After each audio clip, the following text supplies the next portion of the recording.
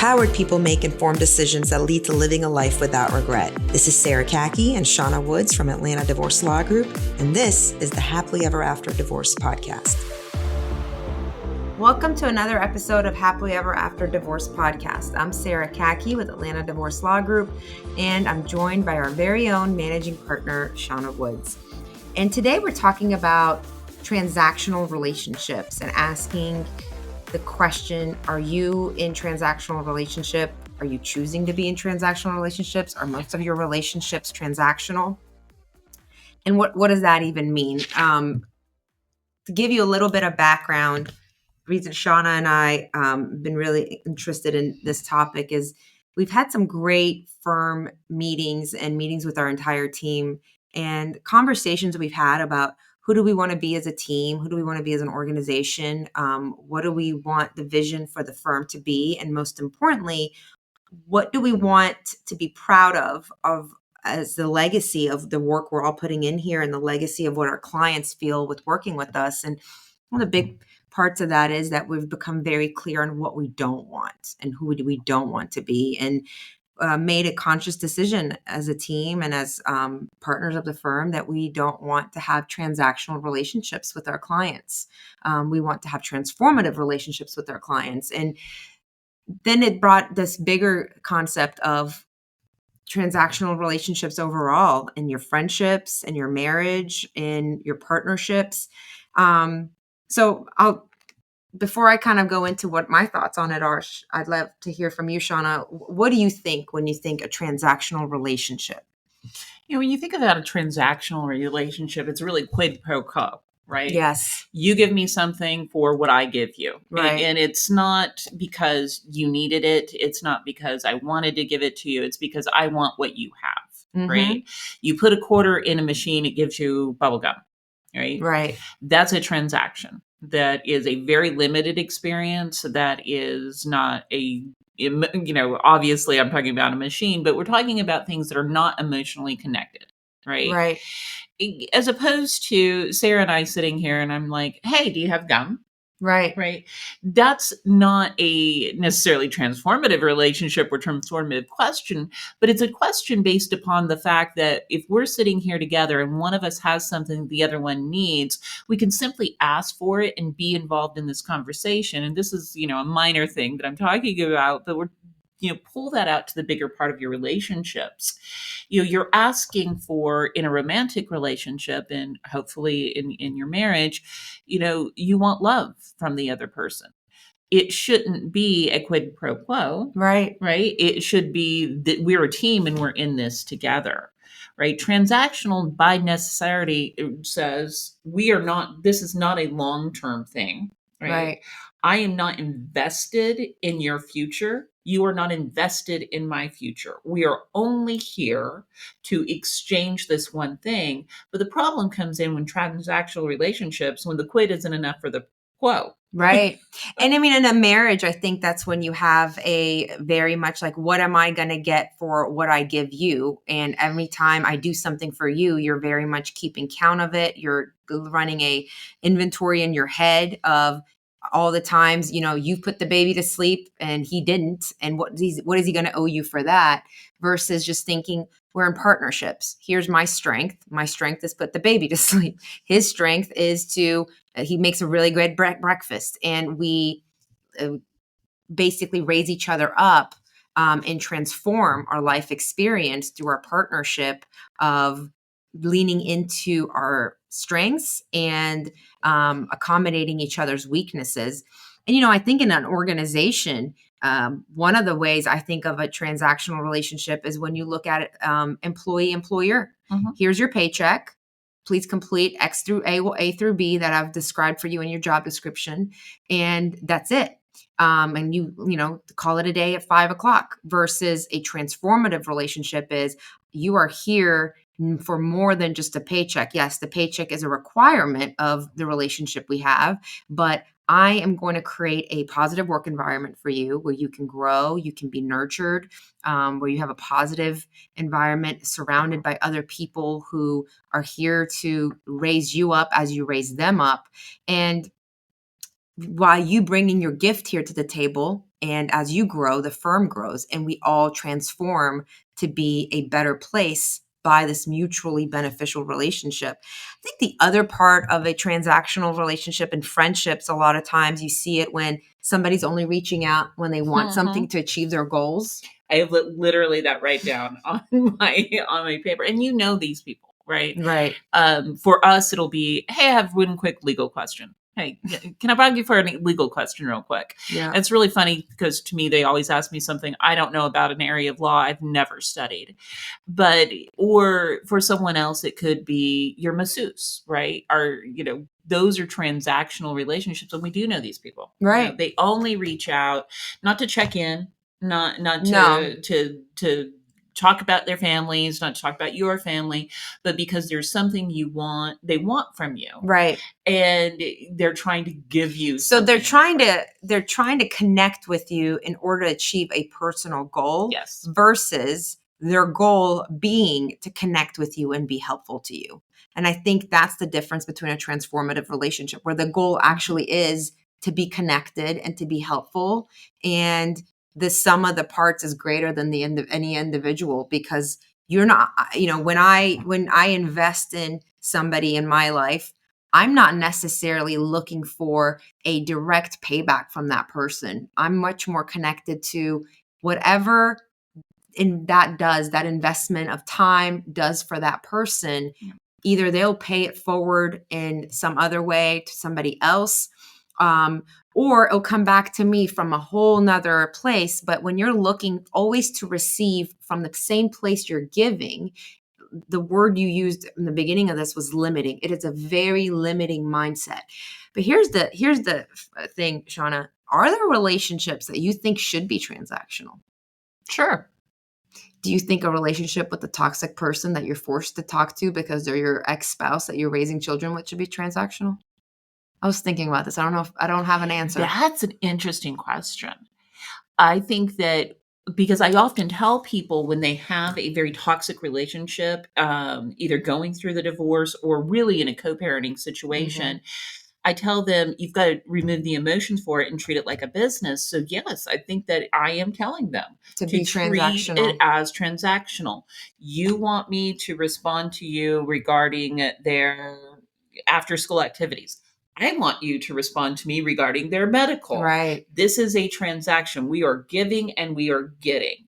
Now, honestly, I really hope that people can have the kind of co-parent relationship that is still transformative because it's better for the children, but that's not always possible, even as much as we want it because of the other person. So should it be transactional? That's a good question. And I think should it be transactional is going to be a question for you personally, Right. right? Because it's not just going to affect the other person, right? It's going to affect you and how you view everything you're doing with them. Because it does, I think that transactional relationships lead often more to resentment. Right. Because you feel like you're giving up too much rather than You're always getting what calculating. you're You're always calculating. calculating. And it isn't always true that we think whatever it is we have that we're giving up is more important or more valuable than what we're receiving in return, right, from the other person. Because somewhere in our heads, we're like, we deserve what they're giving us. They Right. should be giving us and why should I have to give something in response? So can it be transactional? Yes, but you're going to have to realize that you're putting it in that box and check yourself if you start having resentment about the relationship being transactional. I personally don't think there's anything wrong with having transactional relationships if both parties understand that's what it is. And that's in anything. Like I go into a grocery store. That's a transactional relationship. Right. I am purchasing food and they are being polite and taking my money. Right. Um, but if you look at it as far as, relationships, even a marriage, right, there are often times when people look at it very transactionally. Right. And then there's a lot of marriages that are set up in a very transactional way, and that's how they have figured out for it to work. Right. And I think it all comes back to self-awareness. For me, my most intimate relationships cannot be transactional. because of the fact that I like to be in a place where I can naturally, with full abundance, with full heart, give. And receiving for me is a vulnerable thing. And we've talked about this. Mhm. So I have to be able to be in a relationship where the transaction, because in a transactional relationship, when you receive, you feel you're made to feel that you're going to have to pay back for this somehow, right? Like you're going to owe Oh, them for sure. something because they're giving you something. Well, I think a transactional relationship actually lacks intimacy, and I think that's where some people want it, Right. right? So you've got to look at the two and kind of different because if you want intimacy, if you want that strong connection, and I don't mean intimacy necessarily sex, but if you want that connection, Connected partnership. yes, Yes. a deep connection partnership, you're not going to get it through a transactional relationship. You have to decide what is it you want. Some people don't want that deep emotional connection either with their current or their Right. ex-spouse, and therefore they are going to make it transactional. I'm with you within a friendship or even within a firm. I am a firm believer of just giving of yourself and teaching and making it room for everyone to grow without the expectation of they're going to give you something. What's in it for me? What's in it for me? Mhm. I'm not teaching someone necessarily just to teach them so that they can benefit the firm. I'm teaching them because they're going to have that knowledge. I can't take the knowledge back, and I certainly would never want to. Right. It is an important part of, I think, what our core beliefs are, is to invest in everyone here at the firm. And sometimes they don't want to take those teachings or they don't want to listen, and that's okay. And if they're looking for a more transactional relationship, I understand. That's just not what our firm is. And I don't know if that's what your marriage wants to be. Right. I mean, I think there's definitely, we've talked about this before about being in a relationship where people put you on hook you in, right? Yeah. And I think they start with the giving in order to hook you in, but it was always transactional in their mind and it wasn't in your mind. And I think that is where, again, the intimacy really gets messed up. And here's a challenging part. Women, we tend to have a lot stronger memory on the past than men. It's part of the feminine. We hold on to things that happened in the past. And sometimes we assess the situation. We see, our spouse do something that we did not like. And we kind of put it into our inventory of memory of like, all right, when the time is right, I'm going to bring this up. Or time is right, I'm going to bring up the fact that I kept putting the baby to sleep and he never helped. And what that does is when we're keeping inventory like that of all the things that we've kept sort of like track of, and then we bring it up to him and say, hey, for the past 20 nights, I've been putting baby to sleep and you haven't participated. Unfortunately, it does kind of chip away at the intimacy and makes the relationship feel more transactional to the male because they're all of a sudden taken into account of, wow, all that the time I thought she was being giving, but she was really keeping track. She was really keeping an inventory. And I think that's when men and women kind of have this butting of the heads. A more powerful way to handle that is say, hey, would you want us to put the baby to bed together? Or is this something that you want me to take on and you instead do this for me because I can do this if you can do that for me? And I know that sounds transactional, but it's actually better if you're going to keep inventory of something like that in your head, that you're transparent about it, just like you would be with the store clerk at the grocery store. Because I do think that there's going to be parts of our relationship that is transactional. Like, let's be upfront about it. We want to have a transformative relationship with our clients. That means that when the client has finished engaging our office, their life has been transformed for the better. They've gone through this transition, and not only did they get their legal documents in hand, but something about them has grown, something in their spirit, something about their personal development, their view of the world, their perspective has grown, and and they can live without regret by having engaged with us. There is a transaction piece to that, isn't there? Oh, for sure. They're hiring us, right? So I don't think that the lesson from this is that all transactions and relationships are bad. I think there are some deal making that needs to be made, even in transformative relationships, even in the intimate relationships. But the essence of the relationship cannot be transactional. The core of why you're here isn't transactional. Maybe the nuances, some of the operatives are, but at the heart of it, the friendship is here because the goal is to connect. The goal is to grow together. The goal is to help each other. And in doing so, we may have some transactions along the way. Well, I think that you hit it very closely when you said the team, Right. And the difference between a transactional relationship and a transformative relationship is that you are a team and you're going through this together, so that when you're both going to be better for it, right? Mhm. You're experiencing this together, and you may bring to the table, we talked about optimism and pessimism. You may bring optimism, Whitney brings you're a good team. Right. Right? That forms a great team. Is there some transaction? Of course. That being said, it's the goal of the Right. relationship that we're looking at. Is the goal of the relationship only you give me what I want, I'm going to give you what you want? Or is the goal of something deeper? And Right. what is that deeper? And can we define that so that we can maintain it?